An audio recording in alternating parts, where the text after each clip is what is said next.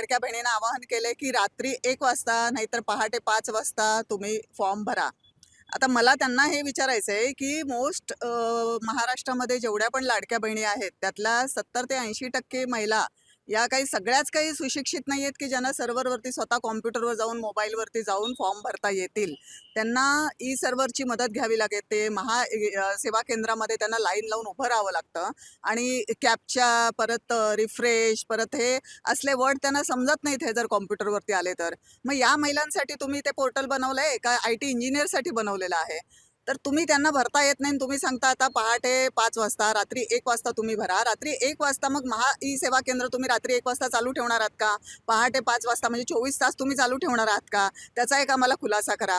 रात्री 1 वाजता महिला जर घराबाहेर पडल्या तर त्यांच्या सुरक्षिततेची जबाबदारी तुम्ही घेणार आहात का? नाहीतर एक करता परत एक होऊन बसणार की आम्ही पैसे मिळावेत लाडक्या बहिणीचा, आमचा हक्काचा हप्ता मिळावा म्हणून जायचं आणि अनर्थ काहीतरी घडला तर त्याची जबाबदारी तुम्ही घेणार आहात का? आणि सगळ्यात मोठा म्हणजे आता आम्हाला प्रश्नचिन्ह असा पडलेला आहे, कारण की विधानसभेच्या वेळेला मागच्याच वर्षी लाखो करोडो महिलांनी लाडक्या बहिणीने अर्ज भरले आणि सगळ्या महिलांच्या खात्यात 3-3, 4-4 महिन्याचे पैसे तुम्ही टाकले.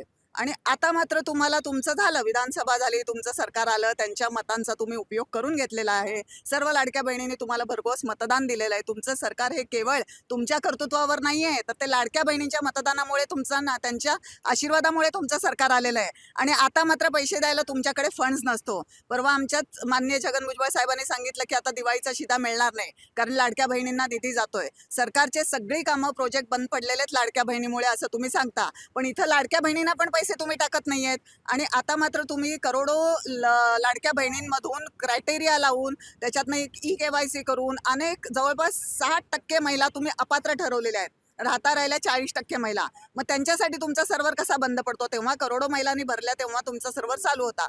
मग हा पडतोय बंद का तुम्ही पाडताय बंद ह्याचा आम्हाला सगळ्यात पहिले खुलासा केला पाहिजे तुम्ही.